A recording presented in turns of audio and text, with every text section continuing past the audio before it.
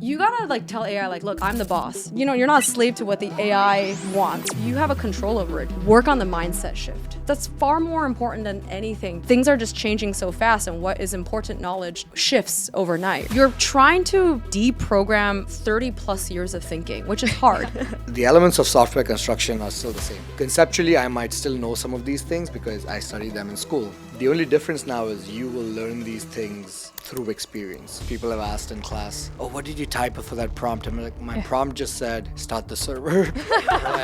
And they'll be like taking photos of that prompt. Yes, it's AI age, and maybe you're like, these 5 YC companies are doing the same thing, I should build that. It's like, no, that's not the interpretation I would take of AI. Figure out who you are, what kind of company fits your personality and your strengths and weaknesses, and then see how AI could enable the person that you've always been inside. If you were to rewind time with the current knowledge that you guys have right now, what would you tell an aspiring entrepreneur to work on? My advice to builders is actually more going to be around We're standing at another inflection point in the global economy. Just like the dot-com era, where industries were born and others disappeared overnight, we're now entering a new frontier, which is the age of AI. It's a time of rapid innovation, progress. And yes, there's a fair share of fear. Some of it is exciting, some unsettling, but one thing's clear, the world is changing fast. To help us understand how AI will shape our future, especially in business and entrepreneurship, we are joined by 2 incredible guests who's been right at the center of it. They recently hosted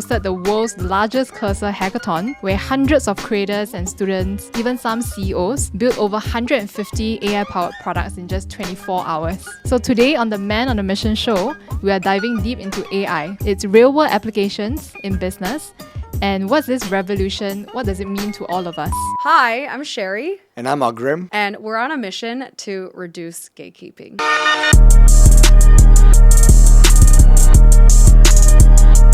Please welcome Sherry Jiang and Agrim Singh. Thanks for having us. Would you like to introduce yourself, your day job, and what do you do part-time?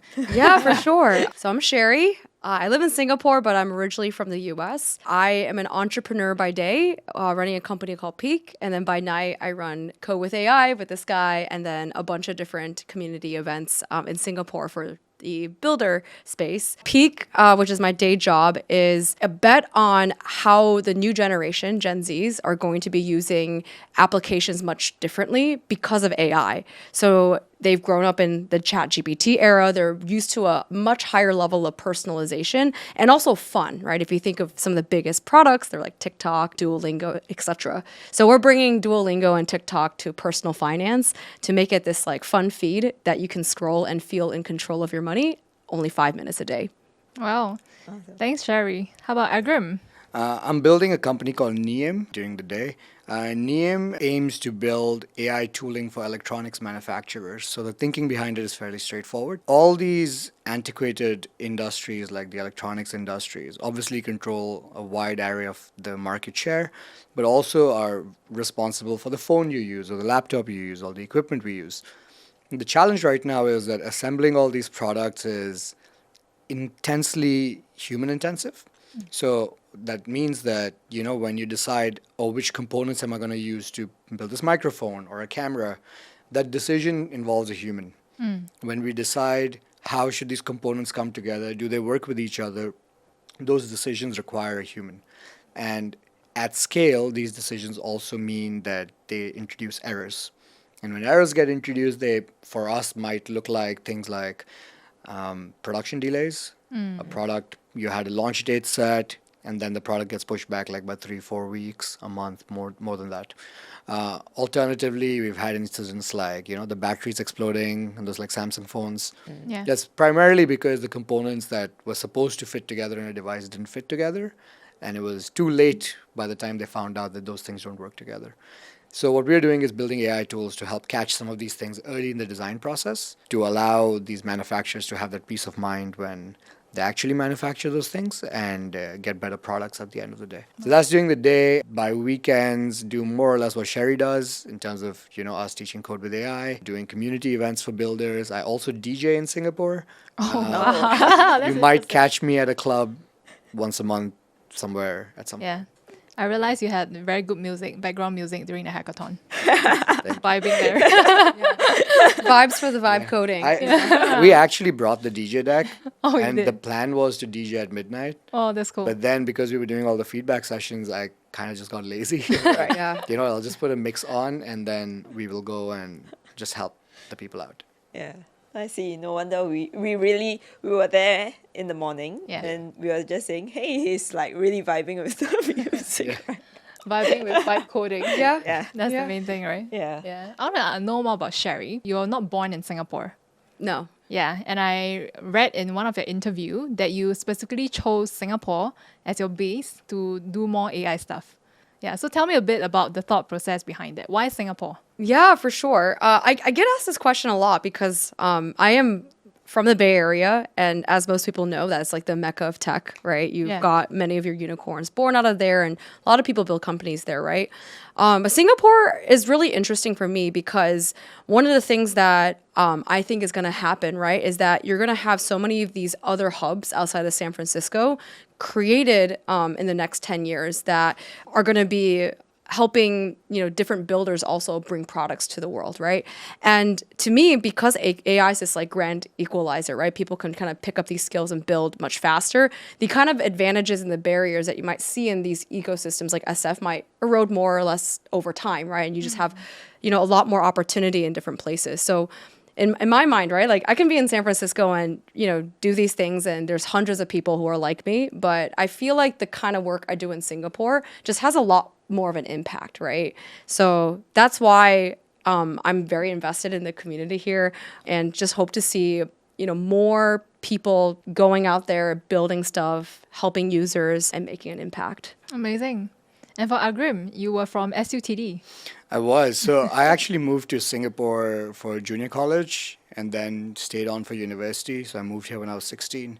And I kind of started engaging in the builder community while at SUTD because did my first hackathon in like freshman year Oh. and then did many more after that.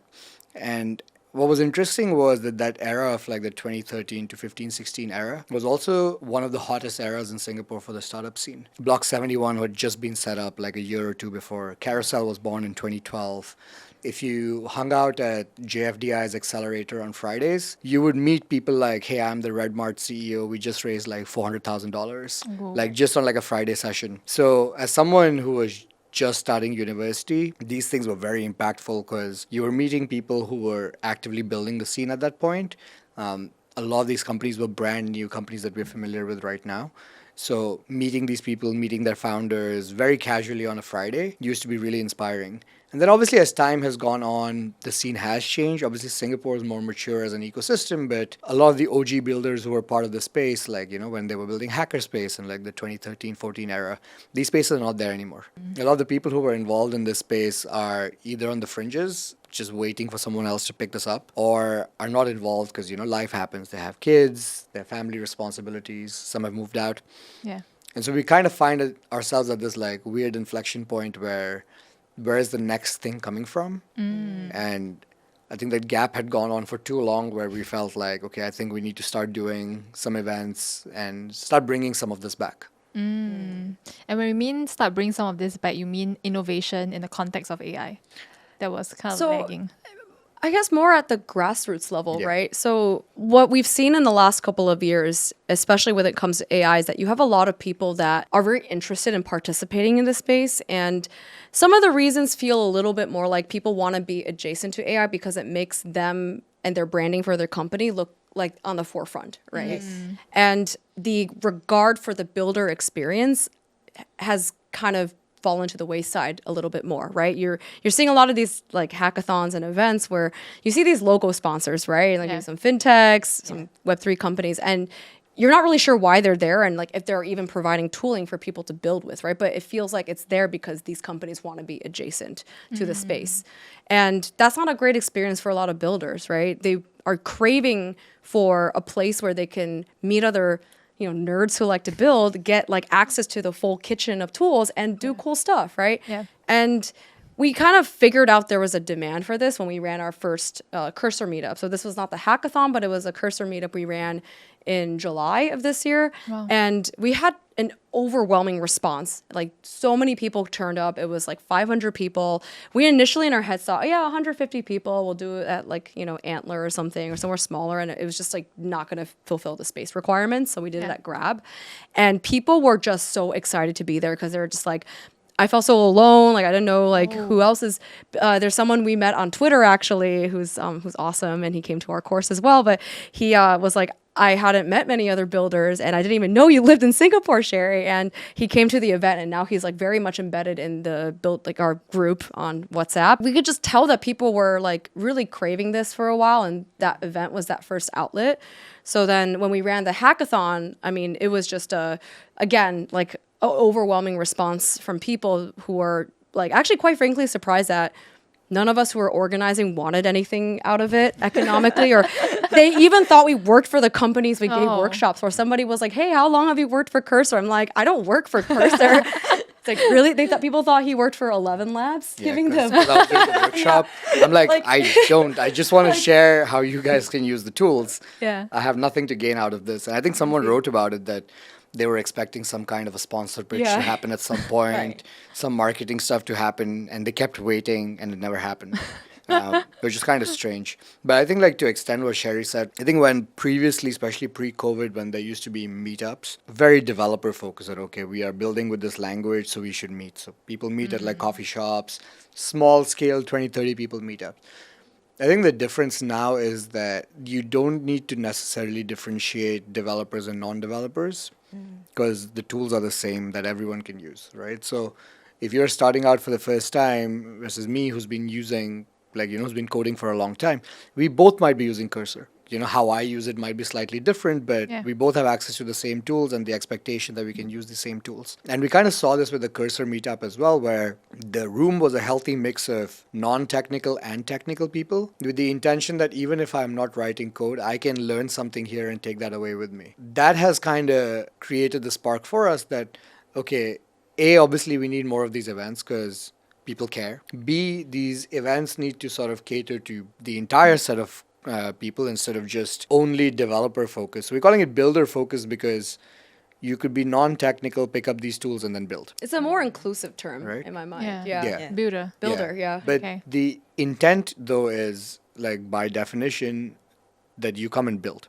Right? Like less yapping, less fireside chats and panels. Fireside chats. You should come and experience the tool for what it is. Right? Like, the only way to learn in this, like, AI age is for you to try these tools. Try as many as you can. Maybe that requires you to spend some money on tokens, so be it. But the best way to learn is to try all these tools and then gain an appreciation for what the differences between the different tools are, what the differences between the different models are. And then you have a better handle on, okay, this is where the space currently is. This is where it can potentially head, as opposed to us guessing or, someone just doing thought leadership on this is what agentic AI is going to do for jobs. And, like, I think you need to understand the space and the tools to contextualize these conversations. And the only way to do that is if you use the tools. Yeah. So thus the desire that, okay, let's do some meetups. Let's do a hackathon. So we've done multiple meetups. It's not just the Cursor meetup. We did one for AMP as well. We've been doing co-work sessions sponsored by PostHog. We hosted Grok for a chat with their CEO on how to use large inference models. And then we did the hackathon. So there's been a lot going on in the background with slightly smaller scale events, but all geared towards the same end goal, which is, like, how do you expose people to new tools that they can get access to, learn to use, and then find a way to fit that in their workflows. And I find it very interesting, right? Because both as co-founders, Agrim has a technical background, I believe. And then Sherry, you didn't start off with a technical background. So it's kind of a very good mix right, of representation on both sides, right? Yeah, no, it is definitely helpful, right? Because, on Agrim's side, he's obviously got the traditional software engineering background. So his ability to understand a new stuff that gets released, contextualizes it into, like, how do you vibe code and use this, is just rapid and super fast, right? Because, it's his area as a CTO, and he's been building stuff for the last, like, 10, 15 years. And then what I've been able to bring is actually more of the, I would say, user empathy, right? Where when I see someone struggle somewhere being completely new, like, oh, I can't find out where my file is, or, oh, wait, I put localhost 3000, but I don't see my app. I'm like, I've been there, you know? Like, I know why that happens. Yeah. Without like, you know, a lot of people who again been engineers for a long time, like they don't think about this stuff because they're just so far removed from the user experience, right? Yeah. So I mean, even like the cursor guys really appreciate what we do with Code with AI because they initially built cursor actually without vibe coders in mind. They were Oh, thinking of no, okay. for real. They thought of this as a 10x tool for existing Yeah. engineers. I And see. the users just kind of came, right? It was Right. not expected. So for them, like they've been counting on a lot of folks in their ambassador community, like, you know, both of us are ambassadors, to give feedback on things that, you know, make their tool more user friendly for an audience that they're also trying to start to empathize with more, right? Because there's Yeah. always obviously more non-traditional developers than Traditional traditional ones. developers. I can attest to that. I mean, in the class, I'm just like, I'm lost. Yeah. I think It's a very simple stuff, right? that's her role as well, where, you know, I might understand a concept a certain way, but a technical person teaching that to a non-technical person sometimes, you know, could lose some nuance around Yeah. how do I make that more associable. So she's usually patient zero, where let's does my explanation make sense? Do you get what I'm talking about? And if the answer is no, try to reverse engineer how to make that concept easier to understand. Because at the end of the day, it doesn't make any sense if I'm just yapping and everyone's just lost. Yeah, right? So absolutely. that's why like that translation layer of making I mean, obviously the tech is associable, but the concept behind it, that's where like Sherry plays a huge role. And it can only happen because she went from non-technical to using technical tools. Yeah. So she can associate vocabulary to it that is much different than me going from technical to more technical stuff. Yeah. But to add to the cursor thing, new version of cursor is out tomorrow or day after. Whenever this will be aired, should be out already. Yeah. And the UI has started shifting from, you know, just showing code plus agent to just showing the agent. To move away from showing the user access to the code and the actual language. Yeah. Because they're also realizing that their audience is not purely technical. In fact, most of them might not be technical at all. But to focus on the agent experience so that you learn to co-create with the agent as opposed to referencing code every single time.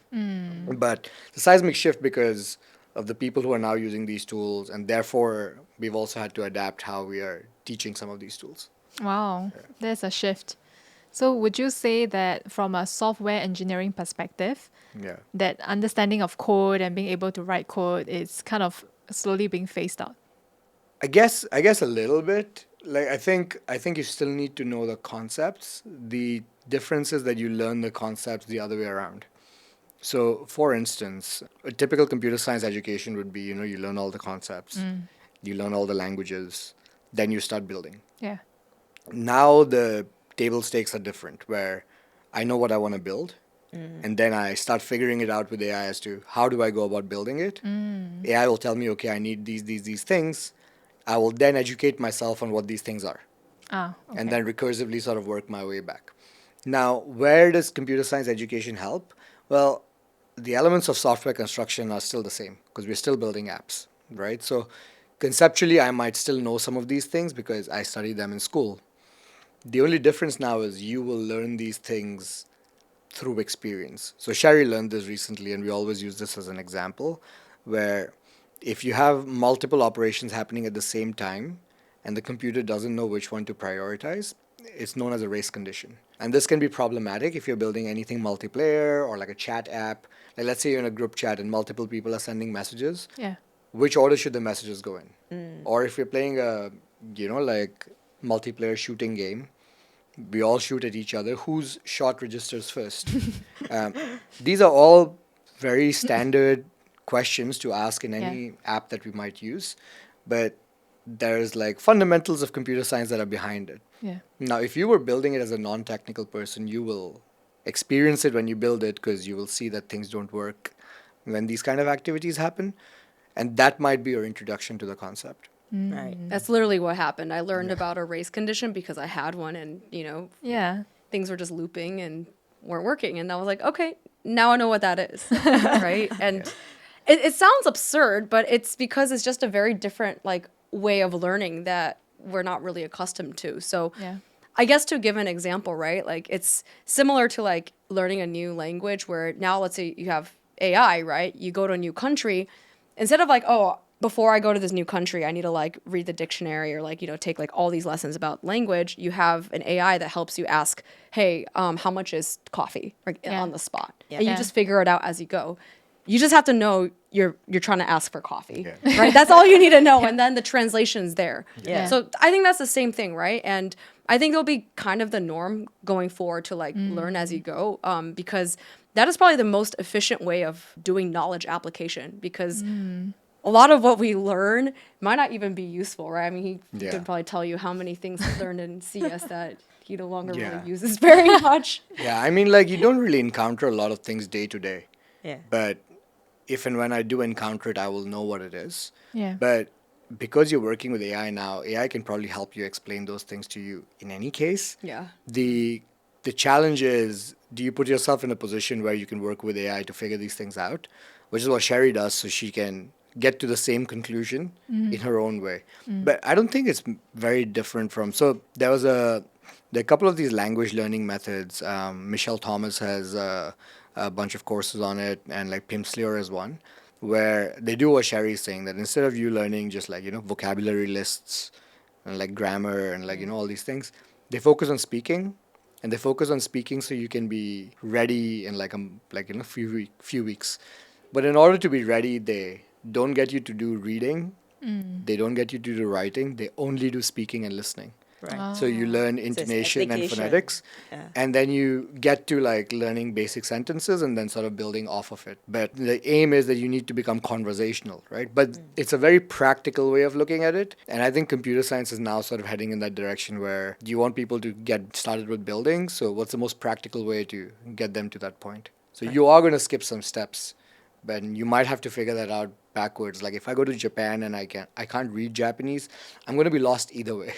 Right? But like I could figure it out. Like if I can speak, I can still get around, which previously might not be possible because I can't do any of it. Yeah. Yeah. I guess from my personal experience, I felt that as well. Yeah. Because Singapore education is very structured, curriculum driven, right? Right. Yeah. So when I did the whole figure out as I go along approach, I felt kind of lost. So is this the right way? What if Yeah. I had the wrong fundamentals and I have to refurbish everything, right? Yeah. So that thought actually went through my mind quite a bit. It's definitely a mindset shift, and you're trying to deprogram 30 plus years of thinking, which is hard, right? Exactly. Which is why, like, quite honestly, it's really funny to see like 13-year-olds and 16-year-olds just like flying through the class because they have not much to Yes. deprogram, Nothing right? to unlearn. Nothing to unlearn. They're like, oh yeah, like I just try, it doesn't work 2 times, like whatever, I just try again. Like maybe they're like still think like their references, like I play a bunch of video games and sometimes I mess up and like I finally got the character to do that, and they're just like more Yeah. used to that. But I think for a lot of us, right, who've had jobs for a while and went through school, we're used to, hey, there's a very linear kind of knowledge accumulation path and a very linear way of assessing how well you are doing, and you follow the framework and you get results, right? It's Yeah. very deterministic in a Yes. way in Yeah. the world in the language of AI, right? But that's just not what the world looks like anymore, right? Where it's not necessarily the case, where it's things are just changing so fast, and what is important knowledge shifts overnight. We think what's more important then is just being able to do things from a first principles perspective, right? Not necessarily like you need to know exactly like how, what a div is when you're, coding front end, etc. But you need to know, okay, when you're creating like a sign up experience for a user, how do you know what are the first 3 things they should look at, and what is the most frictionless way for them to fill out those things, right? That becomes, again, first principles thinking. Yeah. But like how you code it and how you do it doesn't really matter, right? And there's Yeah. not a strict playbook. So in our class, like what we notice every single time, right, is like day 1 and day 2 can have very different rhythms to it, where a lot of people are like, can you send us your exact prompt? Can you send the exact list? And that's just how we've operated. We're like, okay, like there's one right way of doing it, or let's not reinvent the wheel, right? Yeah. But it's like, but the thing is, knowing how to build your own wheel is just so much easier now, right? Like you don't need my wheel. Like what if you don't need to go my speed or whatever, right? Yeah. So the tools to build your own wheel are just a lot easier. So at the end of the day, like copying an exact prompt doesn't actually really matter. I mean, like so many times people have asked in class, "Oh, what did you type for that prompt?" I'm like, my prompt just said, "Start the server." Like, hey, this is my app. Help me set it up. And they'll be like taking photos of that prompt, but I just have to tell them that, look, dude, it's just English. Like, there's no. I just asked for what I want, and why is this so hard to comprehend? I think it's a mindset shift, right? Because what's funny is like most people don't have an issue with asking other people questions or telling them what to do, right? Like if you have a kid and the kid is like destroying some toys in the corner and you don't want them to do it, you say, hey, bro, I want you to behave. Stop destroying those toys. And if you stop destroying those toys, I will give you like a snack. Yeah. But like people don't think about asking AI, like talking to AI that way, right? But that's actually really how you debug code. There's an interaction barrier almost, right? Yeah. Our perception towards how we understand AI or how we engage with AI. And as a result, we act this way. You gotta like basically tell AI like, look, I'm the boss. You know, you're not a slave to what the AI wants, right? Yeah. Like you have a control over it. Just like, you know, in our own interactions, communicating and all of that, like we all know how to do it. We're just not used to the interface, right? So that's why I think one of the most important things when learning how to do all of this, and I think you guys are good examples of it, is like work on the mindset shift, right? That's far more important than anything to take away. It's just like whatever you didn't know was possible is entirely possible today. It just starts with a question. Yeah. And I think that mindset shift is very applicable to you as well, Sherry, because I wouldn't have the courage before I know you guys to start an app company without having a tech background. Right? That's just insanely impossible, right? Yeah. So what was that shift for you when you decided to become an app founder? Yeah, well, the good thing is like I've known how to build apps without the technical side for like 10 years. So like, wow. Okay. Again, I have the first principles, right? Like I understand like people who have really bad attention span and know they want to be good with money but aren't, like what is the experience that you create for them? Like I knew these first principle things. They're very much rooted in behavioral science, which has nothing to do with products, right? So I've had that background. I guess like getting to building my own stuff, it was a gradual process. I mean, I think my own journey might be different than what it is today because I started to pick up all this stuff May of 2024 last year. Wow. And it's nowhere near, like, it was nowhere near how things are today. I had a process where the very first technical-ish thing I did wasn't even actually touch cursor. I just learned how to build custom GPTs, which sound really simple now, but it helped me articulate what I wanted to build because you are actually still building something. So I built a fire calculator, right? Like, oh, if you input, hey, this is how much I make. Here's how much I think I'm going to spend in 30 years. What is that like? What does my life's finances look like, right? The app is very simple. I mean, it's just like the prompt and then it gave numerical outputs, right? Depending on what I filled in as I had this conversation with AI. So that was like step one, right? Which is like just be structured in articulating what I'm looking for.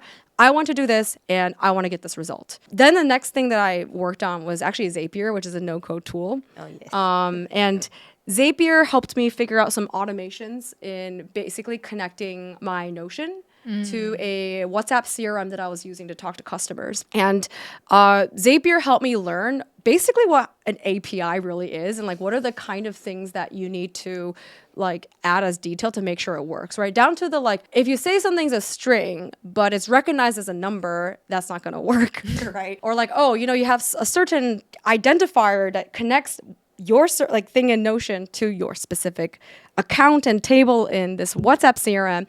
If you have a typo, that's not going to work.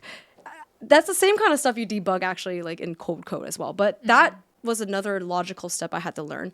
Once I developed some comfort around doing it was when I was like, all right, like let me try to learn how to build front-end apps, right? And nothing too crazy, but just like no database, just like have someone like have a website and click around and use a fire calculator. And that was the first time I had exposure to cursor. And boy, it was so frustrating, I remember. Because you have to remember, this is 2024. I was using Python, which mostly data scientists, statisticians use. I was using that because it was simple to use and I didn't really know, like I wasn't close enough in knowledge about JavaScript or TypeScript or any of that to build a Next.js, right? I was using the, Python plus Streamlit to build like stupid simple apps, like very, very simple. And there was no agent mode. There was all just inline editing. So it was like you were in the code Right. and like AI could help you edit like specific parts of the code. I had to go to like Stack Overflow and all those things to be like, what's an off by one error, which I don't think anyone needs to worry about anymore. I think what was really amazing is after I was super frustrated and probably thinking the same things that most people do in our class when they're frustrated, I like got a breakthrough moment where like it worked for the first time. I don't think I've ever felt that way in my life. Like that feeling of like I created something that like works and is out there. And I think that's when the like, I don't know, the addiction or the, I want to build apps, more than my day job at the time, like kind of kicked in, and, it's taken off ever since. I think a lot of the things that I've kind of taken away as I take a step back and think about like, what we talk about in our class, right? A lot of it was understanding first principles. Like, how does flow of information work? How do you articulate things clearly so it's logical? User does this, user gets this output, right? And you basically iterate that 1,000 times over until you have an app. And then I also learned, just the persistence that you need to have when building that. Getting bugs doesn't mean you suck, right? And it's part of the process. And like, you gotta get over the emotional hurdle. Yeah. Like even to like help her with debugging, we built a custom GPT called a rubber duck Rubber debugger. duck, okay. Yeah. Because programmers usually have a rubber duck with them, so they can talk to the duck and try to explain their thinking. Oh. And then So that's while they okay. Yeah, and when yeah. they start talking about what they're building, they realize that I'm not articulating parts Yeah, of my yeah. thought correctly. Right. So we built her a custom GPT called a rubber duck duck. debugger, so she could yap to it and then figure out what was missing. Yeah. But it was like, I think the thing that she like didn't mention was there was this like period of frustration where like things were not working, and then when they worked, they were working consistently. So like nothing happened for the longest time, super frustrated, fighting me on like, no, I don't want to do this, to when she built her first app, she built like 3 more right after that. Like there's a fire calculator, there's a rent versus buy calculator, there's a ETF analyzer to see what the overlap is. Then she was cloning Google Finance. Like Oh. all of this happened in the space of like less than a month. Wow. And there was at least like a month and a half before that when nothing happened. I see. Right. So there is some of that persistence and drive that is necessary. And it was more necessary at that point when like, all these tools were not as good, models were not as good. And it relied on you trying like 2, 3, 4 times to get there. Yeah. But once she got past that, she was just like, Breakthrough. when they say like, yeah, you're the hammer and everything looks like a nail, and you're like, I just want to Whack vibe the code as much as I code can. anything. Yeah. Yeah. Yeah, so that's interesting because Adeline went through the whole process. Yeah. Week after week, right? So she Yeah. joined your basic first. Yeah. Then the next week was the Avant.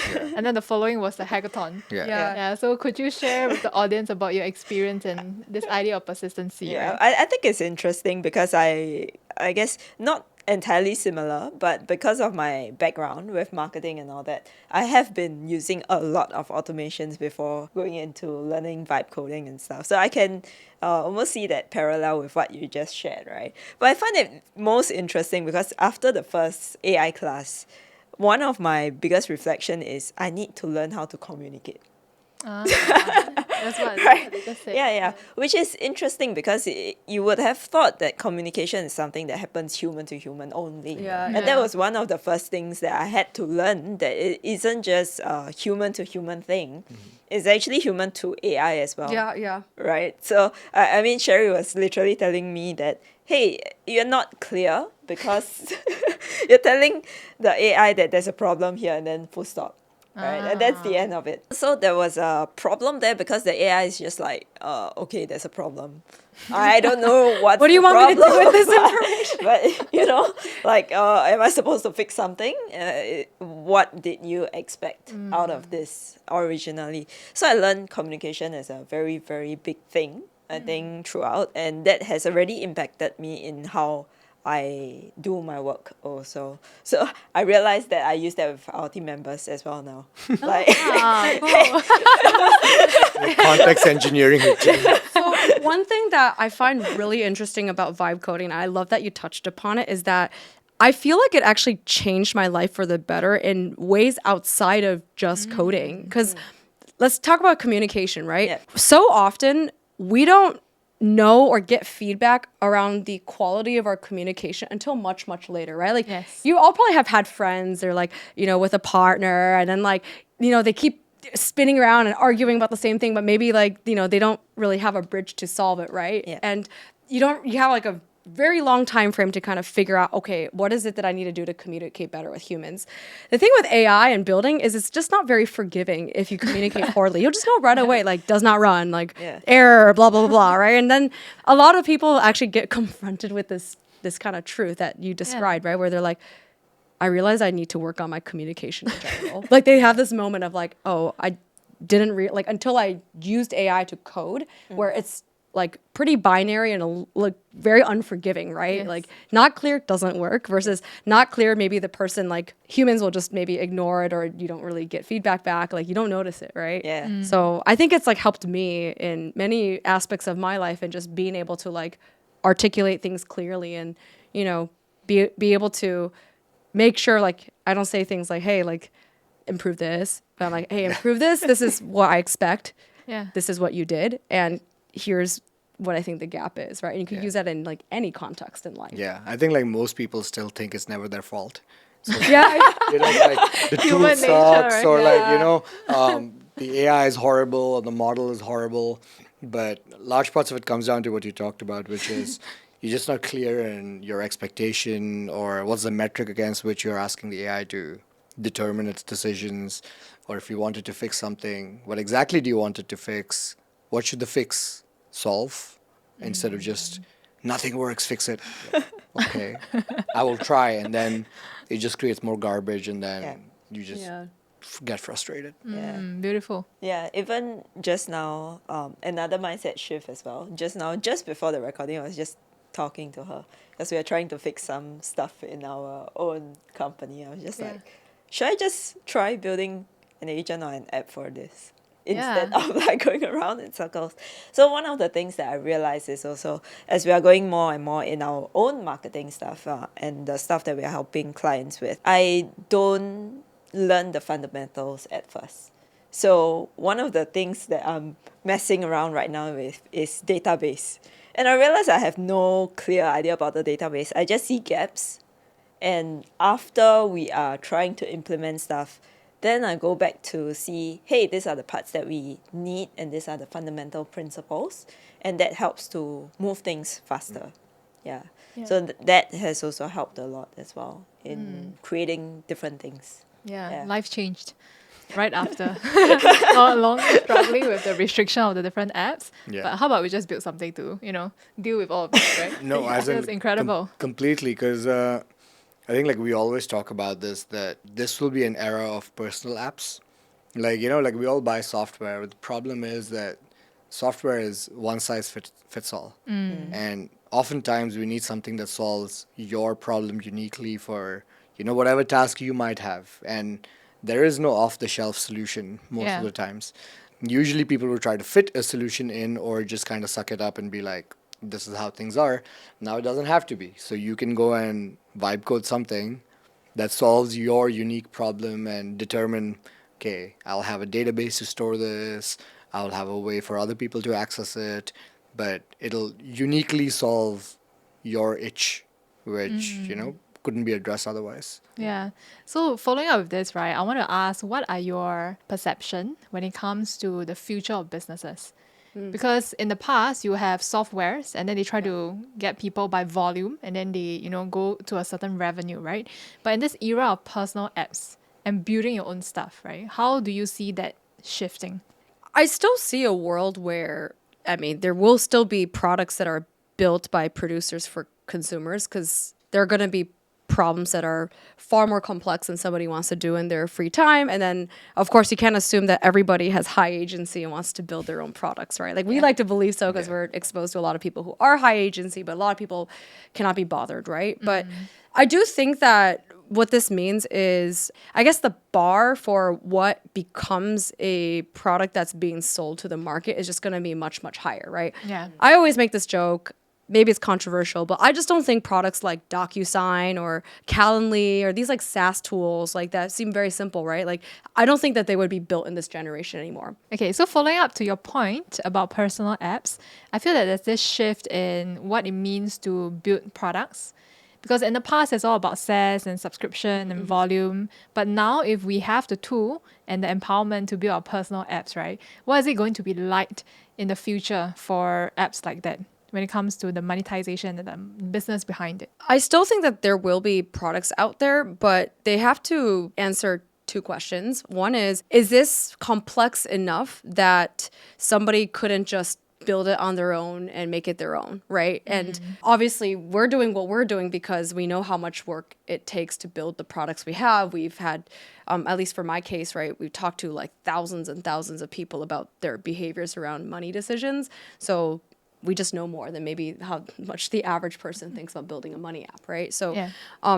One part of it is just how complex and how much exposure to a certain area that the average person doesn't have that would make the product, much, much better. I think the second one is how much like exact customization you need. So I'll give an example of what this means, right? I think recently I'm actually working on my own personal blog site because I like to yap and write a lot. And I want to just like start putting stuff out there because it also helps me as I like, build different conviction levels for my own product, right? Yeah. I decided not to go with Substack or any of these like typical platforms which I used before. I'm just vibe coding my own site, right? Oh, So interesting. again, it's not very complicated, but there's just a few things that are happening, right? And one is that like websites are not that complex. I think at most, like if you do want a backend, it's like, okay, email and then okay, you use that to like send a newsletter, right? But it's not that complex. And it's also highly personal, right? Because one of the things that I never liked about using Substack is it just looks so commoditized, like your post, someone else's post. It conforms to a certain format and it does limit the expressive surface that you have, right? So now that I have this site that I'm working on, maybe I could embed like, interactive elements, right? Okay. I can do anything. Because it's all code. It's all code, right?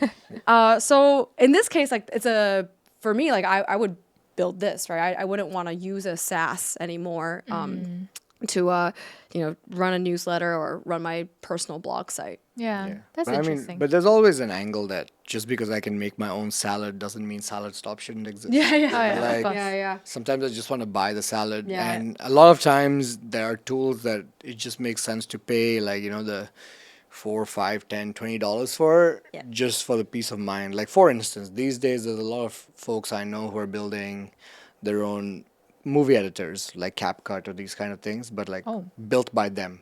Right. Wow, that's And- complex, isn't it? And they're vibe coding it and it looks good. So it's not that you can't do it, but the amount of time it'll take me to build that, I might as well just download CapCut. Yeah. Right? So that's like you start figuring out where the trade-offs are. But unless you have like a really strong thesis that I want this movie editor to be a certain way that like Final Cut can't do for me, or it's too expensive for me, or Screen Studio can't do for me, and therefore I need my app, then you can go and build it. Right? We kind of in that weird place now where you figure out where the trade-off is. And then obviously, as Sherry mentioned, if it's just complicated, then you kind of have to still build it because you can't just pass the information to an LLM and like call it a day. Like it still needs to do multiple things to make the end result look nice. Yeah, I think we also explored this as well because even internally within us, as we are going through our business processes and stuff like that, I would always ask her, why do we need to build this again? Because there's something out there that does it. So are we going to build this from scratch, or are we going to use something and we can put things together, that works? And I think that's where you really consider the trade-offs that you're talking about. I thought it was interesting, Agrim, because you built a more B2B app. Yeah. Yeah. So what was the thinking behind that? Was it born from a problem that you're frustrated about in your workplace, or did someone pay you to do it? I mean, it started with a friend of ours because he builds crypto cold wallets, and their product got delayed by like about 2 months plus because they chose the wrong microcontroller. Oh. And the challenge was that these things only get tested after they do a prototype and get it back. And for us, the question was, why do you have to wait this late to get this information? Like, this is something you should catch as early in the design process as possible so that you don't have these delays on like production because you found out too late. Yeah. And even though my co-founder and I are not from the industry, we realized that it was a data problem, that there's like a lot of data that's available. The design team, the mechanical engineering team, the electronics team, they're not really working with each other. They're all producing artifacts that are all going to offer more context about the device that's being built, but if used correctly, should offer enough intel early in the scene where you can make some of these decisions so that they don't bite you later down. So that was the thinking behind how we started building this. Now, obviously, once you get to an enterprise, the challenge isn't so much that things need to be really super high technical stuff. Like, they're not expecting level 10 AI. They probably just need a level 2. Oh. But they need level 2 to work flawlessly. Maybe in like the electronics industry, they're not expecting agentic, non-deterministic behaviors because things need to work every single time for thousands of times. Yeah. So the kind of tool that you might build might be different. But where the AI starts making a difference is the complexity of these tools that you build can be much higher. So one of the things that we're building right now is something that a human does thousands and thousands of times, but you're relying on like a senior engineer's intuition to figure this out or to get it correct every time. No human can get something correct every single time. Yeah. So we built a tool for it, but as we realized, to mimic a human on tasks that are very complex visually or spread across hundreds of thousands of pages, that part is hard. So you kind of have to build a pretty complex solution where like there are 4 or 5 different models that are working with each other at different steps to put together a solution that you get at the end. Now, obviously, the accuracy of that is now higher than a human, but it's also not as trivial as I just ask ChatGPT to do it, and therefore it'll work. And it's also not the same as I just hire more people and that'll take care of it.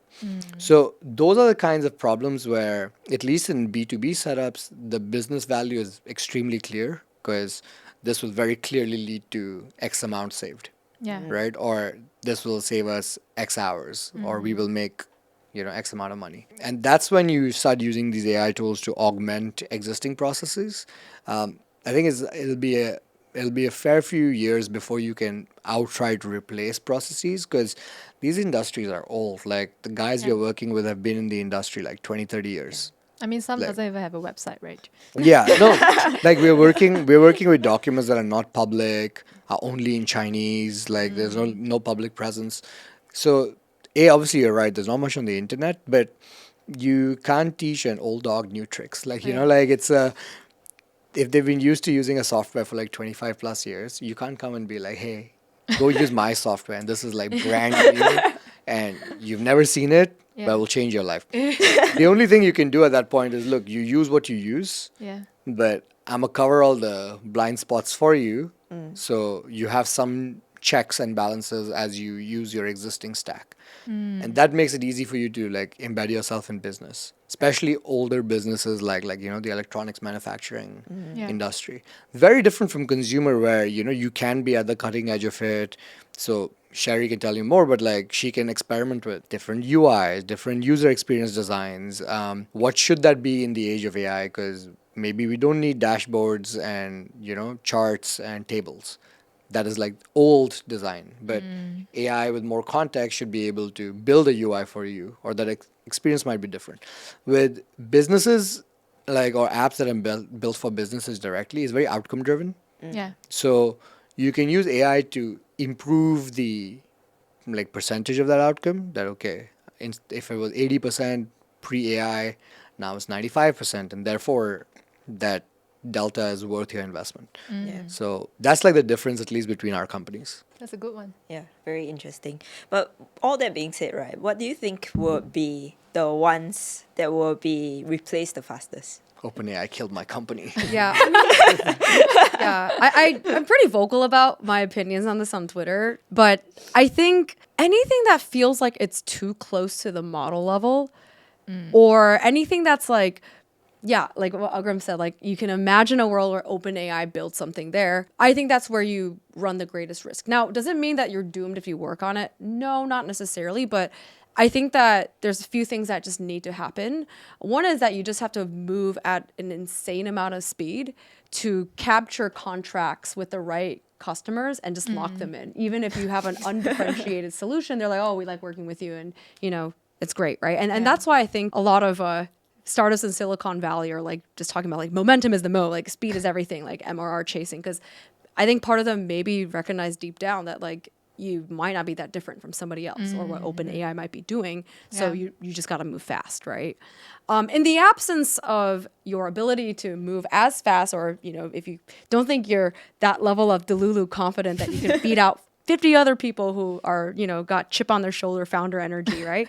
Then you can decide, okay, do I have an industry specific angle, right? So I think some of the interesting stuff I see are actually, companies that are working in very specific sectors.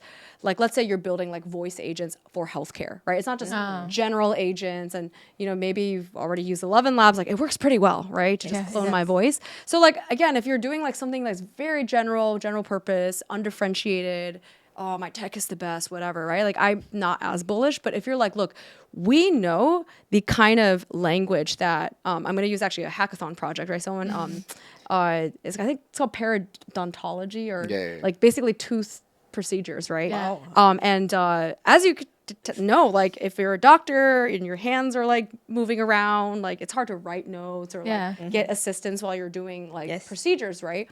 So if you have a voice agent that's able to like be a co-pilot and able to understand what you're saying and then like talk to you as if you're like a specialized worker in that space, right? And then clearly communicate with you under pressure when you're like, you got like things in someone's mouth, right? Then it starts to feel cool, because that's hard to build, right? Like you might have somebody who has specialized knowledge around maybe like how thousands of these procedures worked, right? To get the best result.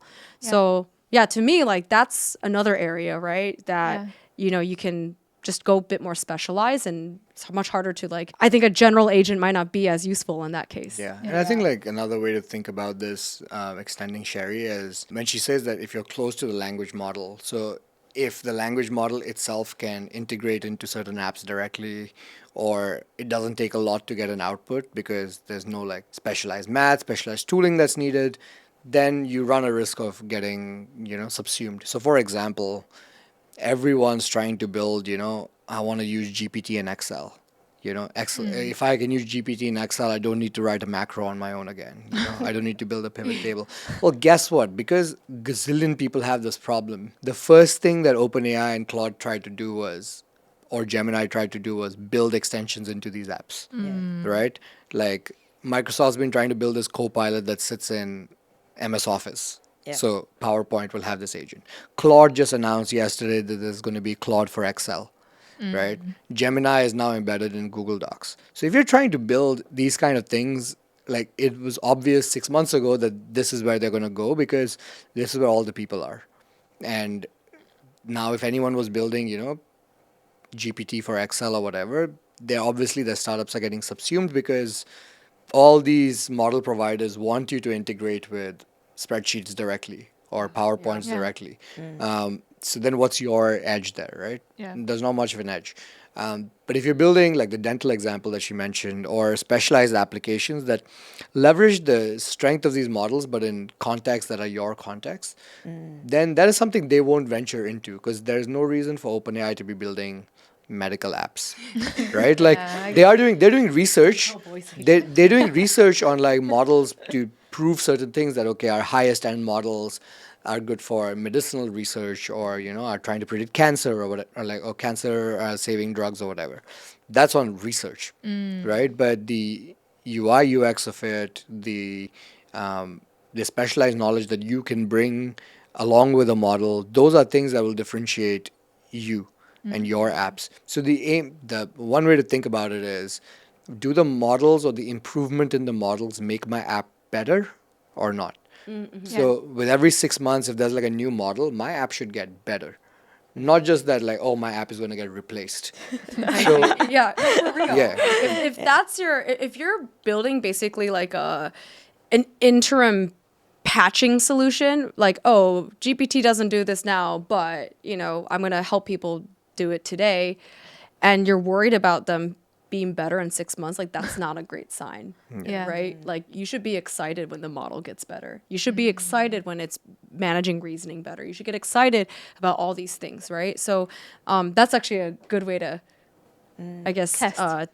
use as a litmus test. Like, are you afraid GPT will replace you in 6 months? And if you're worried, then you should maybe work on a different startup.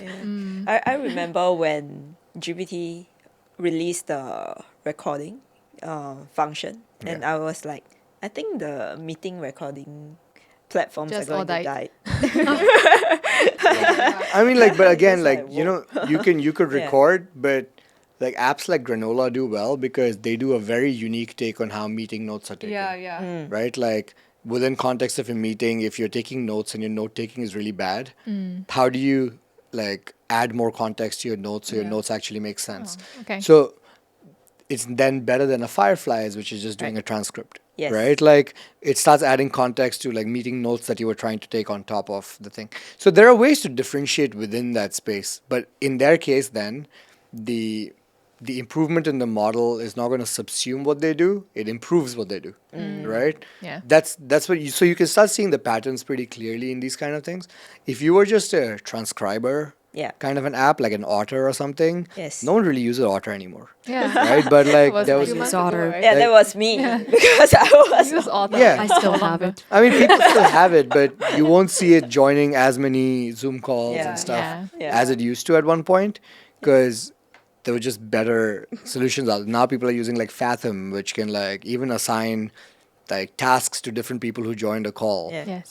Like there's an evolution in like these tools as well because the models got better. So just pure transcription and note taking is not enough because every app is doing that now, including like, you know, me just using GPT or whatever. Yeah. Yeah. So I guess to add to this point, right? I mean, there was a time where like the pendulum swung the other way where, you know, people were like, anything that, you know, builds on top of GPT when you're not, you know, doing your own models or fine tuning, whatever, like it's a wrapper and there's no value, right? But to Agrim's point, right? Building a good product that requires like understanding of behavioral complexity and expressing it in a way that's intuitive in a product, like that is not actually very easy. Yeah. Right?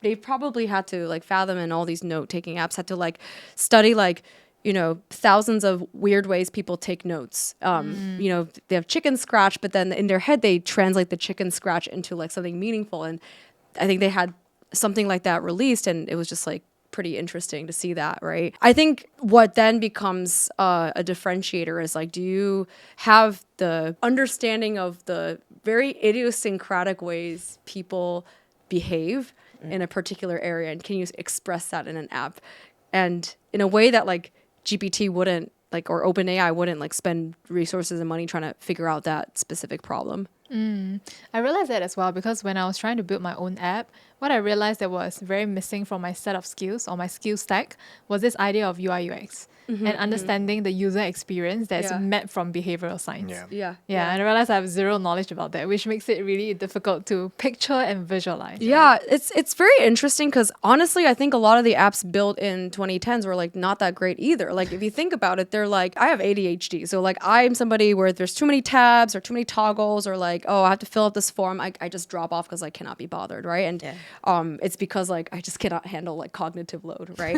and that's because again, apps back then like didn't have the luxury of being built in a way that, you know, feels more alive or personalized that AI offers, right? But it was also built by people that are, again, more like engineers, right? Where maybe they think more mechanically than the average person, and therefore they became software engineers, right? Yeah. But we're in an interesting time where I think the level of like respect and intimate understanding of a user can actually be expressed in a product. Yeah. Right? You know, UI UX isn't just like, oh, you know, the person can do this. Because I think that was the thing before, is it functional? Can Yeah. you do it? It's Correct. like, what is the least number of clicks and least amount of thinking I need to do to complete a task? Or even better, it's like, what I need to do is surface to me even before I know it or need to know it, right? Yeah. And it almost becomes human-like in relationship because, like, why do we pick the friends we do? Why do we marry the partners we do?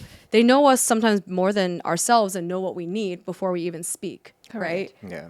And so that's like a new kind of, I think, push beyond the UI UX of it gets stuff done to like, does it really see me and know me? Yeah, like making the experiences more joyful, like at every step. That is there a delightful moment baked into what I do, or if it's like brain rot, then like how do I keep giving dopamine hits to like people who are using it?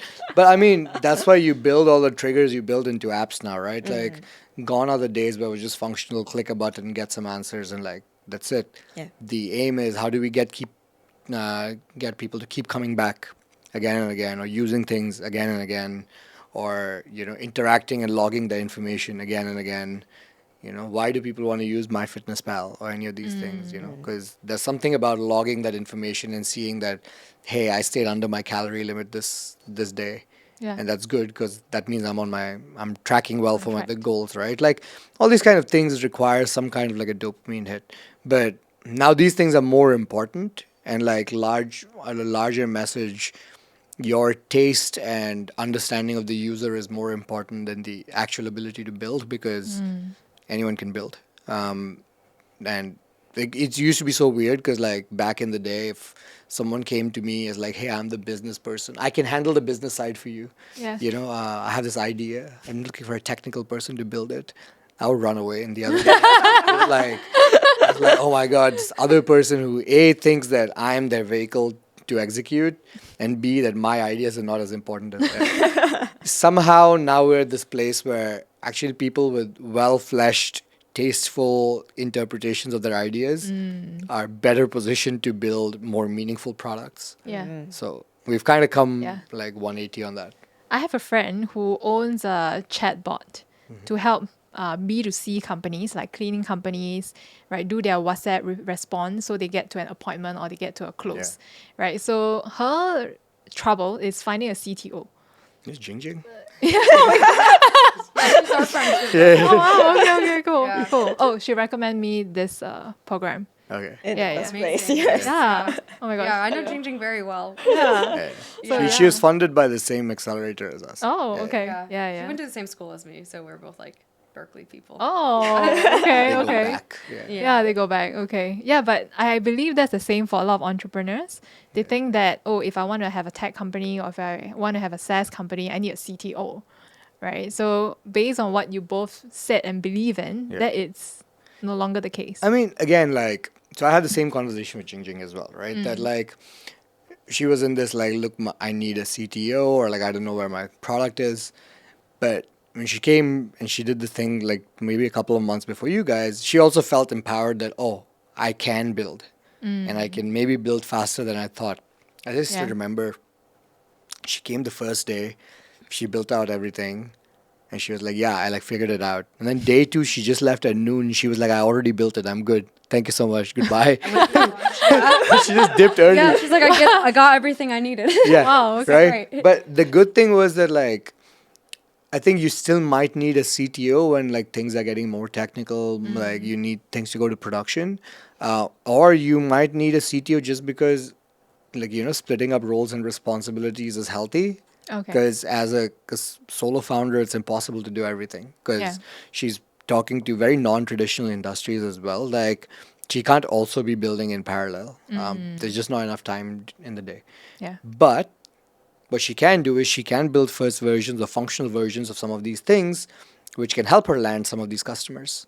And then she can like take it to completion. Like Sherry has a story here as well because she did similar things. But I think that barrier of I can't build anything, I think that has to like be buried now at this point, because like you have too many tools at your disposal that should help you build something, Yeah. at least a V0 of that's functional. And then from there, you can be like, look, I have something.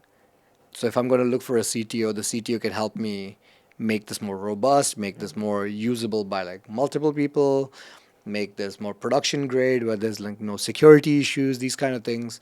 But at least the CTO is not starting from scratch either. Like you have some semblance of what the app should look like. Yeah. Yeah, I think there's obviously lots of nuance to this question, right? Because I do have a CTO and I think it's great having a technical person. But I think who you are as a person and what kind of business you're in also, I think, has an impact on this answer, right? Because let's say your product that you're building is not necessarily software forward, it's like a tech-enabled solution, and your main thing that you want to focus on, your edge, is more like your distribution, right? I think one example I can think of is, all these like niche softwares that are built, let's say for like caretaking services, right, etc. Like perhaps the base interaction isn't super complicated, right? You just have, it's like a system, you get people to log patient information, it gets saved somewhere. But again, you want something that's a bit more specialized for the industry because, the general ones don't fit all those needs, right? Yeah. If it's something that you honestly think that you can create and start marketing, selling yourself without having a CTO, like, yeah, go for it, right? If you're more distribution forward and not as software forward. Now, I think the challenge is when you get to a place where, okay, you have something that is a bit more tech forward, right? In our case, like, we are betting on this piece of technology making, managing money, which nobody likes to do, like far more enjoyable to feel like brain rot, right? Like TikTok, etc. It is technically complex, right? So I built out an early version of it myself, which then ended up using to get funding from Iterative, the same VC that Jiang has. And I built it enough to get user feedback and enough for someone to be like, sure, I'll give you $300K to build this out, right? I didn't need, actually at that point, really like another tech person to build it. I just went and validated it, right, in a short time period. But at some point, it's a bit of a speed trade-off where, like, yeah, I mean, I can try to learn all this stuff. Like, okay, how do you deal with like Plaid APIs for open banking? How do you deal with like security issues with finance? I think there is a world where you could brute force it, but then it just becomes time, right? Yeah. Where you're like, maybe you do want to find someone to come and help complement you there, right? And that's not a weakness of you being like, oh, I'm, not trying to be self-sufficient. It's you just being practical that you have other stuff to do, You just right? pick your strengths. Like, You have other stuff to do. between me and my co-founder, like, he's doing a lot of work on like, customer development, and enterprises are hard, like especially in this industry, like getting first, second meetings, super hard. Getting through the door, meeting the right person, and then like making sure that they are your champions, Yeah. extremely hard. It's like a full-time job. Yeah. Same with fundraising. Like if you're doing fundraising, like those jobs are hard because like you're talking to like at least 40, 50 people at the same time, and like, picking up whatever calls you get and continuing. So it helps that, I pick up the technical responsibility and like handle that part so that our existing customers are not complaining, or especially in like an industry which is like super high stakes where errors are not really forgivable, we can build solutions that are more robust. Or more recently, the demands we get is like these need to run on like enterprise cloud platforms, and like, can you help us deploy any of these? Like, these are like technical challenges that like my co-founder should not have to like Deal with. sit on. Like, he can be on the meetings where we discuss that, hey, we will provide this, but I can't expect him to be provisioning the resources and doing that. Like, it's too much work. He has like other things to do. Yeah. So that role fulfillment is why you hire a team, why you still hire employees or build a team, right? So similar principle here. Yeah. So follow-up question to that is the future of work. Yeah. Right, because there's a lot of hype going around. Oh, I can build $1 billion company by myself, one founder with multiple AI agents, and it goes from there, right? Yeah. And in the past, humans used to trade service, their time for service, or their time to For money. right? But now in the world of AI, time is kind of almost infinite. Yeah. Those who can get leverage can get a shitload of leverage. Yeah, exactly right. Yeah. So what does it mean to talk about the future of work? What does that look like? I think the answer to this depends on the time scope that you look at. Yeah. I think the next 5 years is, I wouldn't call it predictable, but at least the range of possibilities are still like fathomable. I don't know what's going to happen in 30 years. Like, I just hope that like, my stock portfolio and whatever gets me to a point where I don't have to worry about it as much. But I think a few things will like for sure happen, right? I think there will be a shift in what kind of jobs people have. I'm not really like a doomsday person in the next 5 years. It's like, oh, AI is going to like take all our jobs and like we're all going to be unemployed. No. Just like the nature of our jobs will change, right? Yeah. So the idea that like, hey, these big companies are going to be like large employers of many, many people, and you're going to be able to be there and have a stable job forever, I think is going to go away. Like I think recently, like Amazon just announced like what today, like 14,000 people were laid off. So it is a reality, right? And at the same time, like I'm also seeing the capabilities of small teams rise. And I think the hackathon actually really encapsulated this. Like I have not seen so many solo teams actually submit. Wow. Actually, at our hackathon, the top two were actually both solo devs, Oh, and actually okay. not even full-time engineers. Yeah. One's a product manager, the other is a student at SMU. Yeah. Wow. Right. So you're starting to see like just how freaking productive like one person in 24 hours can be Yeah. doing like Yeah. multimodal stuff. It's like pretty insane, right? Yeah. So I do think that there's a world where like some of these folks that may have been like down the path of, oh, I want to like get promoted and get to director level or whatever at a big company is now like, look, I'm just going to go and build my own stuff. Right. Yeah. And I think you're going to see, or at least I think I'm going to see more just small elite teams building more stuff. And I think that's kind of a cool thing because it's like in a weird way, like a return to the like whole like artisan craftsman Yeah. thing in the past Yeah. where like, you know, this idea of like working at big multinational companies is actually something that only came up in the last like 70 years, right? Yeah. So it's a return to like how things kind of were, but we just Yeah. weren't alive when that happened, so we don't know. But you have like, yeah, these smaller teams. And I guess outside of this whole tech thing, right?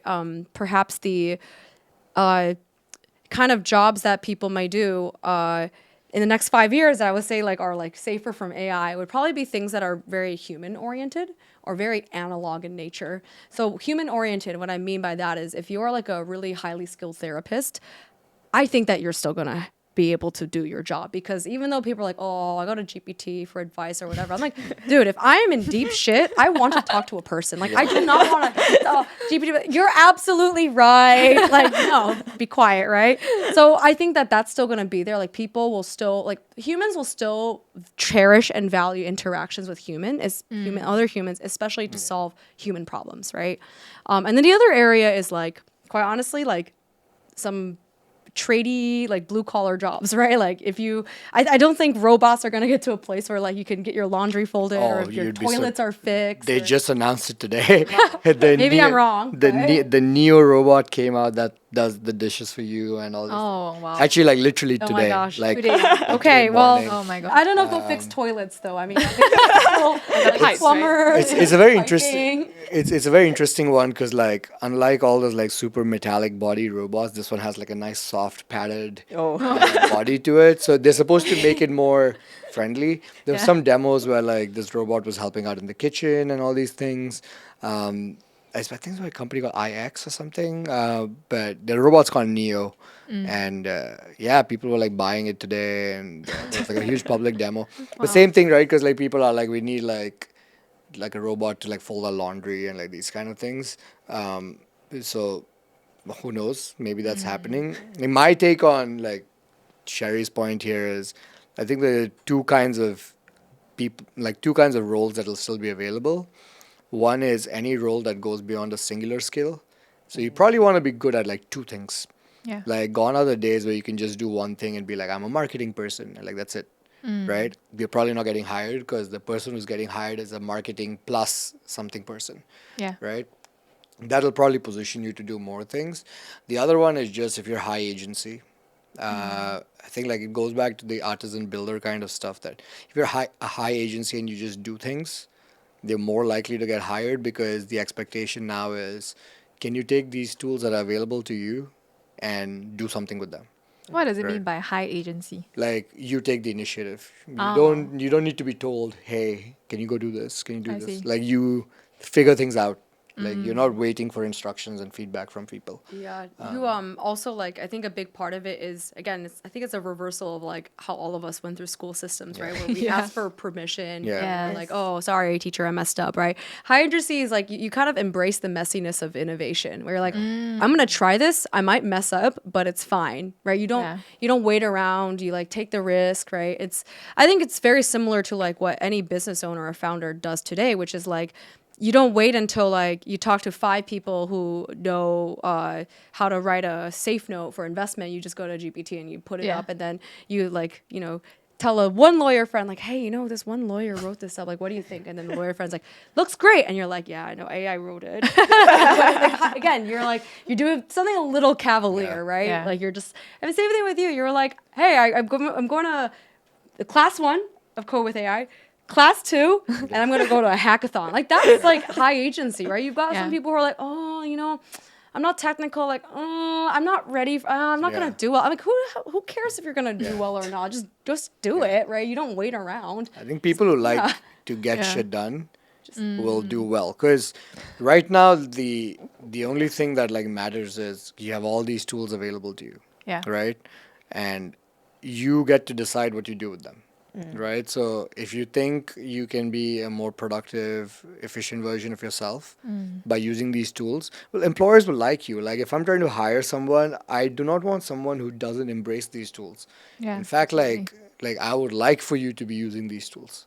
Like, the more the better, because then I know that I'm going to get like the best version of the employee who meets me at my level, which is we're trying to do more with less, and the only way to do that is A, you embrace these things, and B, you take the initiative to utilize this, as opposed to me telling you, I think you should be using cursor to code. Like, it's a default at this point. Like, if you're not using it, I have questions, right? Like, so that's where like the high agency part comes in, and I think like those kind of roles will be in extremely high demand, because very few people really have that as like an innate ability that like I'm gonna do things first and like ask for forgiveness later, instead of like asking for permission first. And you kind of need that with lean teams.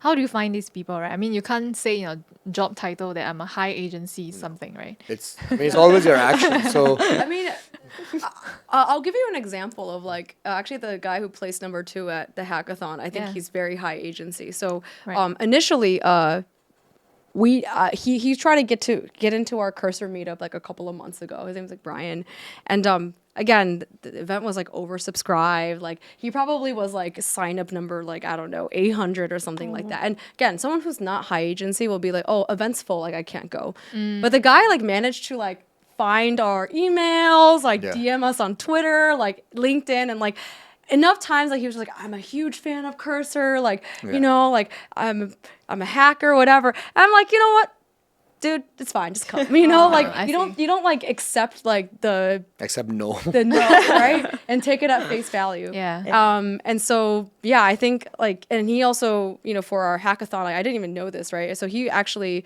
initially came on as someone to just volunteer. He kind of like raised his hand and was like, hey, I'll help out. And by the way, he volunteered without any of this like ulterior motivation of, oh, if I help out at a hackathon, I get my visa application stuff to the US, which I learned is a thing. He just helped out just cause. No, I mean some people do that, but like no, but he was volunteering while building and came second, and also RSVP'd another 100 people to the event, because like you can track on Luma how many invites were sent. He had like 96 invites that he had sent out to like people. Like, that is high agency. That's hot, right? like ridiculously high agency. You do things. And he also like had it's very interesting, right? Like some people they have this like strategy around like, how can I like, what can I do to stand out at a hackathon and win? And his project was literally called Can You Beat Grok? Like, can you beat Grok on these answers? And there was a guy from Grok sitting in the audience, right? So I'm like, well, of course, this is going to stand out. But he came up with like, an idea that was like really out of the box, right? So that's an example of high agency, right? Like, you don't wait for permission. Even if there's a no, you're like, I'm going to find a way to make it a yes. And then I'm going to like just do things, right? Kid is like 20. I think. I mean, I think he's in his final year at SMU. Or maybe not 20, but he's pretty young. Like other high agency type examples are people who just build and put demos out. Like that's the easiest way, because they'll just put stuff out on Twitter, and if you like it, you just DM them and be like, yeah, I really like what you're doing. You want to come work for us? Or like, like the process is not, we're going to put you through 4 rounds of interviews and like, 2 face-to-face and then whatever. Like, if the vibes are right, then you just ask the person like, I like your work. Do you want to do this? It's the same thing with the hackathon. Like, we saw so many, like my friend did this in Bangkok when he was trying to hire. He just did like a full day hackathon. and the winner of the hackathon got a job on the spot. Ah. But then our other friend who has a company hired the guy who came second at the hackathon because he was like, yeah, I mean, he's still a good guy. Like, so Smart. yeah, but Great leverage. it's a much better recruiting process compared to me just giving you coding interview questions and like Yeah, you can absolutely. prep at home and like Yeah. remember the answers and just like regurgitate, right? Yeah. Like this requires you to build, it requires you to use the tools in their appropriate like scenarios because that's how the work is going to be. That I can't interview you without any of these tools and expect you to use all the tools when you start. Like, I want the interview to feel like this is part of work. Yeah. So he did that as a hackathon, and yeah, he got like a really talented person out of it. But that's like high agency because these people want to get shit done, right? They will not take no on face value. They Yeah. will do what it takes. So if you hang out on Twitter, you'll see so many people who like just build stuff and get jobs. Like one of my online friends, her name is Jane, and Jane is a security researcher, but she gained fame, especially in the mid 2010s, for leaking all the features for all these apps. Leaking the features. Like, of because it. she would like break into the apps, like she Yeah. will expose the source code, and then she will find like all these hidden features that wouldn't come out for another 100 days. Oh. And she will just yeah. announce them. Oh, Instagram is working on this. Like, Twitter is working on this. Notion Yeah. is working on this. To the point that teams started leaving notes inside their app that, hey, Jane, if you Hilarious. like Notion's release log would have, hey, Jane, this is for you. I see. Those kind of things. But she got like so many offers off the back of it because like her work used to be in public and people would see that and be like, I don't know which role we would take her for, but she is someone that we would like in our organization because she gets shit done, Yeah. right? Like that is like primo high agency kind of folks. Yeah. I mean, it's borderline illegal to some extent, right? I mean, like, yeah, of course, like there's a line between What like, is illegal? like Yeah. that's why I said like asking for Yeah. forgiveness instead of permission. Like, Yeah. like if she breaks into an app and releases the features, it's white hat. If she breaks it and does illegal things with it, she goes to jail. Like that's the Yeah. line, right? Like, Yeah. so she used it as a, hey, I'm just gonna tell people what's in these apps. That's perfectly Yeah. legal. Yeah. So, but she was like in all the media platforms. She's like obviously super famous now. There's some stories that I can tell offline about her, but suffice to say that she's one of those that like fits the profile. Like you work in public, show people what you're doing, and it'll often be rewarded by the right people. It's really challenging the status quo Yeah. or what we traditionally known as formalities. Yeah. Yeah. Right? And breaking through and thinking about how do you just get shit done, right? Yeah. Yeah. It's actually I would say challenge because we have had experiences with people whom I guess traditionally they will be considered as very proper, the right person because they know how to speak corporate, they Yeah. know how to follow the rules and regulations. But up to a certain point, we find that, especially in the age now, it feels just like, can you just like move past that and just Yeah. do things? Yeah, Stop yeah. asking and Or explaining. yeah, don't need to be so Yeah. polite in a sense. Yeah. Right? Just go get shit done. Yeah, I mean, look, machine systems always move faster than human systems, right? And a lot of the like I would say the corporate politeness processes, it's like a relic of like the post-industrial era, right? Where like you needed like militant level conformity, or more like the military was one of the biggest large organizations, so a lot of the stuff was adapted, right? Like, Right. hey, wearing like business professional, like speaking a certain way, like it allowed for like coordination fluidity that you needed at the time, right? But I mean nowadays you don't really need that, right? And I feel like I don't know if anyone starts to like write like a super formal email or whatever to me, like I mean actually now I feel like I respond with like run-on sentences and typo, just be like, this is not AI, right? But it All doesn't matter, lowercase. right? you know? Like we all need to like find a way to like move past the formalities and just be like, look, if you're trying to like put this like little filter over everything that you do, like it's just gonna slow you down, right? Yeah. Just communicate, just do Yeah. things, like Get to don't it. ask for permission, just get to it, right? Yeah, also this weird power trip, Yeah. that like I'm expecting formality. Why aren't Yeah. you calling me Mister or like Sir? Like it does not matter. Like, at the end, like I'm trying to get stuff done. Yeah. Are you gonna be the person who can help me get stuff done? if yes, I don't really care beyond that point, right? Like, but it's like a weird power trip if I'm like, oh, how dare this person, address me this way or like whatever. Yeah. It doesn't really matter.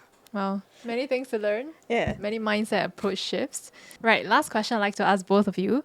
So if you were to rewind time with the current knowledge that you guys have right now, what would you tell an aspiring entrepreneur, maybe a fresh grad from school, right, to do, to work on? Or at least take the first step, Like, how long are we rewinding? It's really the question. Well, maybe 2-3 years before you started your journey on with Yeah. code with AI.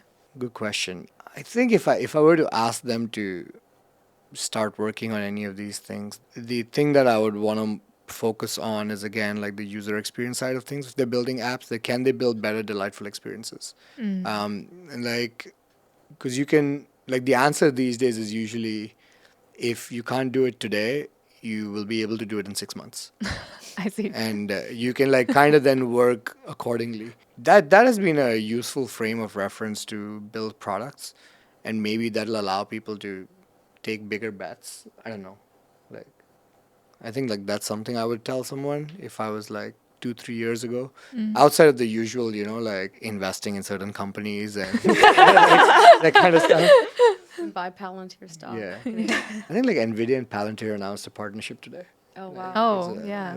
A lot is happening in the AI ecosystem. A lot happened today. Like, Today. Yeah. Okay. Sherry. I feel like my advice to builders is actually more going to be around general founder advice versus like just AI related Yeah, ones, please. right? Go ahead. Which is like when I reflect back at my own career as a builder, right? I think I was far too worried about product market fit and just feeling like I needed to build what I conceptualize as a good idea or what I think other people are saying are good ideas, right? But I was missing the part that I now think is far more important, which is actually founder market fit, which is what is that unique intersection of the things that you enjoy doing, the things that you are good at doing, ideally more than just 1-2 things, and then what ideally society values, right? Because at the end of the day, you're building a business, not a charity, right? And I don't feel like I focused on that as much in the beginning because I felt like I wanted to build a company that other people wanted. And it took me like kind of deeply reflecting on who I am as a person to get to where Peak is, where, I am somebody who is, less polished and a bit chaotic, but like very creative, but also quite analytical, right? I'm somebody who loves behavioral science. Like I just love studying the way people work, both in terms of one-on-one conversation, as well as how that gets expressed through like funnel metrics, right? On dashboards, right? Like I love the puzzle of being like, I have like millions of rows of data. Like how do I distill it down to like, this is what this person's thinking? Like that's fun for me. And I realized a lot of people don't find that fun. So when you find something that like you just wake up and you're just so excited to talk about and learn more about and everything, and the rest of the world isn't really looking at that as much, like that to me is like finding founder market fit. And I just feel a lot more joy in doing what I do. I think I can express the same thing with Code with AI as well, where it's like I have my unique combination of understanding the behavioral science behind people's learning of coding, which is again another piece there.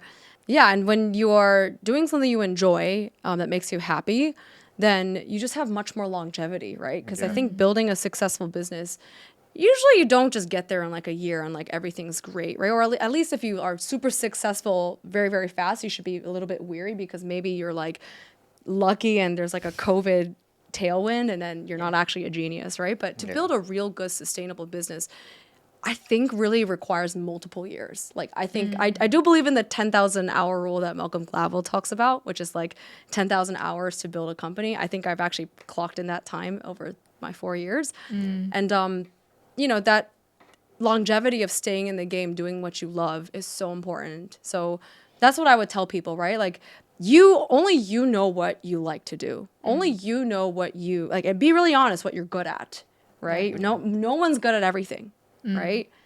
And then just find that piece that you find so joyful and that the more you work on it, the joy compounds.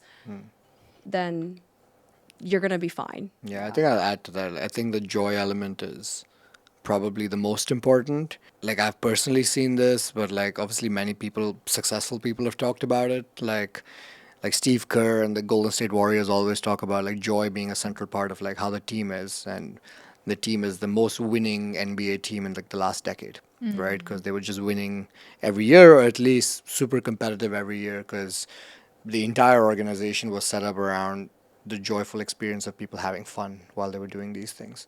And Virgil Abloh used to talk about this, that like before he passed, that everything he was building was for the 18-year-old version for himself. So, which was his like, younger, wide-eyed version of himself, curious about the world, willing to enjoy what it has to offer. And that's where like the joy comes from, because if you're trying to satiate your childlike curiosity and wonder, you are happier. Yeah. If it feels like I'm doing more work, this is the chore, then you never really quite feel that way. And the motto in this year now, like in 2025, is A, obviously the joy, but B, that you can just do things. So if you maximize happiness and know that you can just do things, you will probably find a very clear intersection for what that is for you, whether it's being a DJ or vibe coding or building chaotic unhinged apps that polarize people, but in some way like I mean there's this case like this week where some guy built this IDE called Chad IDE, and it's it's very polarizing because it's a coding environment like Cursor, but where you write code and when the AI is running, you can gamble. You brain rot. Or you can brain rot. Yeah. And like it'll literally open like the stake gambling site, Yeah. or it'll open TikTok or whatever. And then once your code is done, it disappears. Oh, okay. Right? That's quite So- smart. So people were like, "Oh, what is this nonsense company? Where is this?" And it's two kids who built it, but I kind of see their vision, because they were trying to go for something fun and chaotic with some purpose. This makes them happy. Yeah. And they're just doing things regardless of how many people are hating on them on Twitter. Right? Yeah. And they're also now in Y Combinator. So Oh, okay. like you can just do things, and like as long as you're happy doing those things, you should continue doing those things. Yeah. Like I truly feel like the things that make you a good founder are like the things that are important for just personal development, right? And I think a big part of it is just knowing who you are as a person, right? And it's not always easy because so much of who we think we are sometimes can be very much guided by like society, family, expectations, right? And sometimes it requires some extreme decisions to unpack your identity, right? Like I think one of the ones really came from me moving from the States to Singapore, where like I now realize I had a lot of beliefs that were just formulated by being somebody who grew up in California in the US, right? And then, of course, becoming a founder, I stripped away a lot more like assumptions that I didn't even know were buried inside, right? And the more you're able to come to like a really high fidelity understanding of who you are, the things you love, your strengths, your weaknesses, and all of that, the better and easier it is for you to find the company or the thing you want to build. Yeah. And the easier it is to actually shut off the haters too, right? Because as Agrim said, sometimes when you do the right thing, it is polarizing, right? A lot of people disagreed with how Tinder worked. They're like, what the hell? Like, meet people online. What's this swipe thing? This is so weird. And now like we accept it as norm, I mean, right? Uber, why would I sit in a stranger's Yeah, car? Why would I sit- Airbnb, yeah. like why would I be in a stranger's like House. room and Yeah. house? Yeah. And a lot of these founders, pretty much everybody, right, has had people in their life being like, why are you building this? This is stupid. Like, people tried 100 times. Like, why do you think you're going to work, right? If you know yourself and you're confident and you have like that quiet confidence, right? That you are doing the right thing, you have an insight, you care about this problem, you enjoy doing it, then you're much less likely to burn out. Yeah. Like you are gonna be like happiness is the most important runway. Like Yeah. money is hardly the reason. I mean, if you're like if you're like underpaying yourself and working extra hours, the last thing you want is to also be miserable. yeah, no, seriously, it's like you don't have to do this. Yeah. Like you don't have to be a founder. Yeah. So if you are like, do yourself a favor and like know yourself and do something that you think is like super freaking fun to do, and then you'll just last a long time in the game. Yeah, absolutely. Oh, that's great advice, whether it's AI or otherwise, right? Yeah. AI empowers you to like have more options to do things that are Yeah. like I don't think our company would not exist, and I wouldn't have been able to do the role I do with my company without AI, right? Didn't know how to code, right? And can't move at the speeds that we did. Yeah. But the principles that got me to building my company are still the same, right? Like I know who I am and this is the company I want to build. AI just got me to it a lot faster, right? And I think Yeah. that's the lens that I think people should think about, which is like, you know, yes, it's AI age, and maybe you're like, oh, maybe these 5 YC companies are doing the same thing. I should build that. It's like, no, that's not the interpretation I would take of AI. Figure out who you are, what kind of company fits your personality and your strengths and weaknesses, and then see how AI could enable the person that you've always been inside, and Yeah. try to conform to what you think an AI founder should do. Wow, that's really great advice. Yeah. I mean, in the entrepreneurship journey, we are both on that as well, right? It's always a soul-searching process. It is. Yeah. Every day. Every like, wow, I didn't know I had that in me. Like, soul searching, right? And I think it's a very beautiful journey, right? You just get to know yourself through, like, again, like, you know yourself because you're putting yourself through extremes, right? Like, when you're like, oh my God, I'm running out of money. What do? I'm so stressed. You know how you behave in that situation, and you are then confronted with your own surprising resilience sometimes, right? Like it's the whole meme, like it's so over, we're so back, and it's the same day. You know, I'm a freaking genius. Wow, I'm so stupid. You know? About why am I doing this? But like, this is also my mission, and therefore I must do this. Yeah, Like absolutely. it's like extremes you live with, but you kind of learn to enjoy it. Yeah. Beautiful.